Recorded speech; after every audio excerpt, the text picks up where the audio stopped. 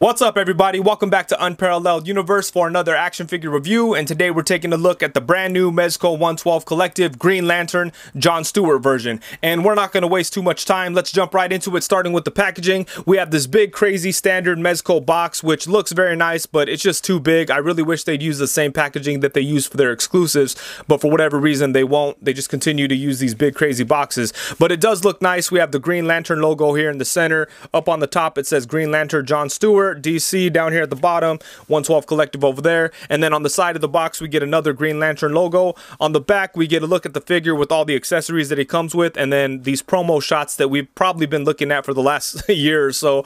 But anyways, the box does look nice. It's just too big, but let's get the figure out and take a look. Here we go. And it's a funny thing with Mezco because a lot of times the promotional images and even the early in-hand images don't do a good job of showing you how nice the figures actually are. I saw some pictures of John Stewart yesterday and I really wasn't impressed, and I was almost going to pass on him based on those pictures, but I decided to grab him, and I'm super happy that I did because he's an amazing looking figure. I really like Mezco's interpretation of the Green Lantern costume.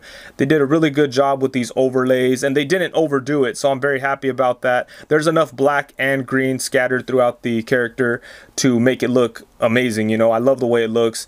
A lot of times with Mezco stuff there's a lot of this overlay and it looks kind of weird, but in this case it's only heavy like in the shoulder area. Aside from that, it's just kind of scarce and kind of scattered throughout the figure in little places, you know, like right there and in here and back here, you know, not too much. So I like that a lot, and just overall I'm really into the design here.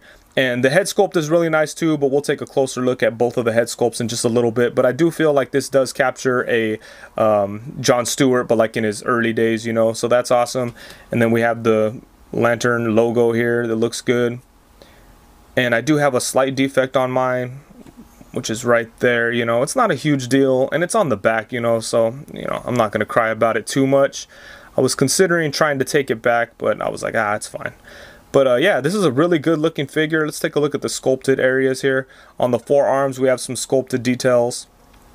The little forearm bracelet gauntlet things, I don't know what you would call them, but they're hard plastic and they look good. The hands are sculpted nice, not too much going on, but there are some details in the hands there.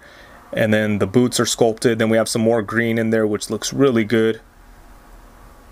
And then obviously on his right side he does have his ring on there, and you could actually see the logo sculpted onto the ring, and that's super dope because that's small. You almost can't even see it without zooming in, but that's cool that they included that on there. And yeah, it's a good looking figure, man. And I think the John Stewart version here looks a lot better than the Hal Jordan version, so I do look forward to checking that one out, but I don't think it looks as good as this. And let's see here. You got some lines and stuff to break up the green. I really like that they put these little light green lines in there because it would have looked weird if this was just all solid green. And then you have some stitching in the neck area that looks pretty good. And then you get back here, and of course we always have the stitching along the back, but it's well hidden, you know, it's in the back, so it's not a big deal that you could see it. And all the rest of the stitching is pretty well hidden down the side here. So yeah, man, it's a really good looking figure. I'm very surprised by how awesome this figure looks in hand. It looks so much better than it does in pictures. And John does come with a bunch of really cool accessories, including a bunch of hands that have energy effects on them, but then he also has an assortment of regular interchangeable hands. So let's start off with those. So first off we have a pair of fists, and then we have a set of open loose hands, and then he has a set of flat hands that can be used to put him into flight poses, and then he has one single gripping hand for his left side that could be used to hold on to his lantern. And speaking of the lantern, this thing is very well done. I really like the paint job on it. It kind of looks metallic, so that's really awesome. And the handle is able to move. Up here you have the Green Lantern emblem again. The sculpting work on this is really nice, and what's awesome about it is the fact that it lights up. And the way that it works is you take the figure and you get his fist and just press it to the back of the lantern, and then it lights up. And let's move some lights here so we can see it a little bit better. And it actually lights up very nicely. Look at that, that's really cool. None of the other hands that have rings on them are able to activate the light, so it's something unique about this fist here. But look at that, bam, that's really cool.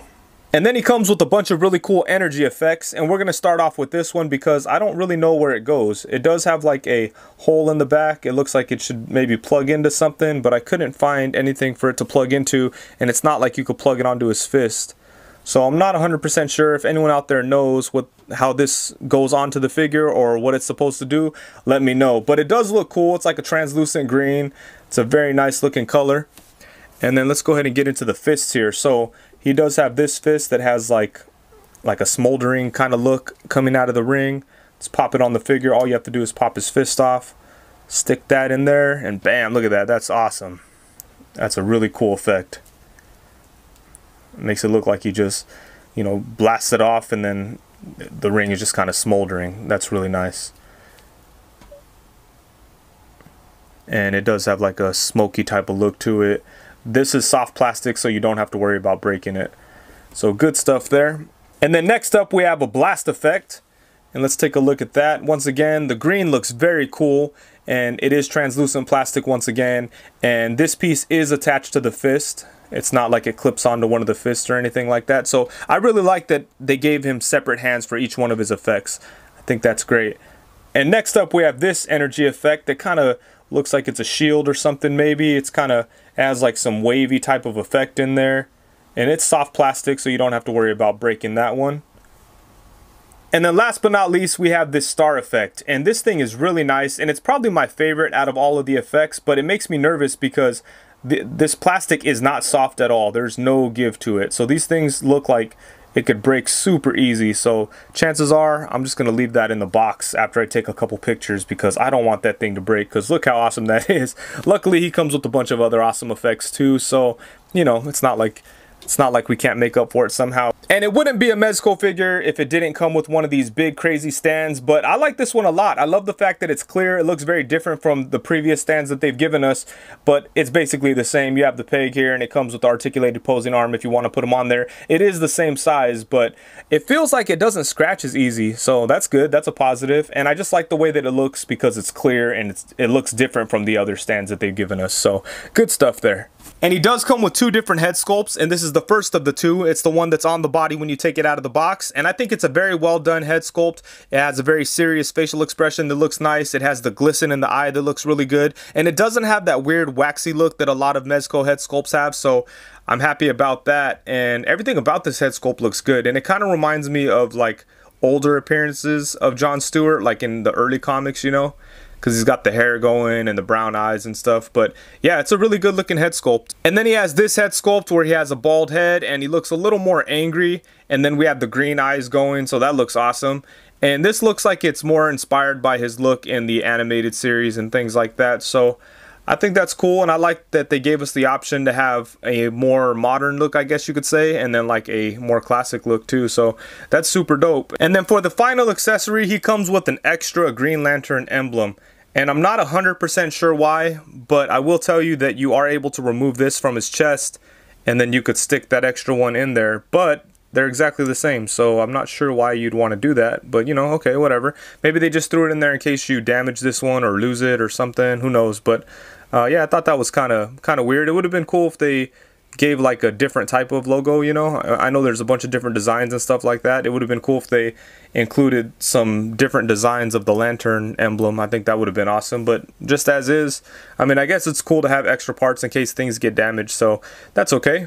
Okay, to start off some size comparisons, I have John Stewart alongside the Mezco 112 Collective Sovereign Knight Batman and the Mezco 112 Collective Classic Superman, and I'm a little surprised by how small John looks next to Batman. I feel like they should be a little bit closer in size. I'm okay with how he looks next to Superman. Obviously, Superman should be buffer. If anything, Superman should be a little taller than he is next to John. And then next we have him alongside the Mezco 112 Collective Green Arrow and Mezco 112 Collective Flash, and I think he looks awesome next to those figures. And then now here we have him alongside the Mafex comic book Spider-Man and the Hasbro Lightning Collection Green Ranger. And then now we have him alongside the DC Icons Green Lantern and the DC Icons Nightwing. And then now we have him alongside the NECA DC vs. Dark Horse Superman and then the DC Essential Superman. And then to wrap up the size comparisons, we have to get John in here with the Marvel Legends Bucky Cap and the Marvel Legends Pizza Spider-Man. Okay, and as for the articulation on this figure, I was really surprised by what we have going on here, because even though he has the same basic Mezco articulation setup, I feel like a lot of the joints get more range than we usually see on Mezco figures. So that was a pleasant surprise, but let's get into it. So his head is able to move side to side.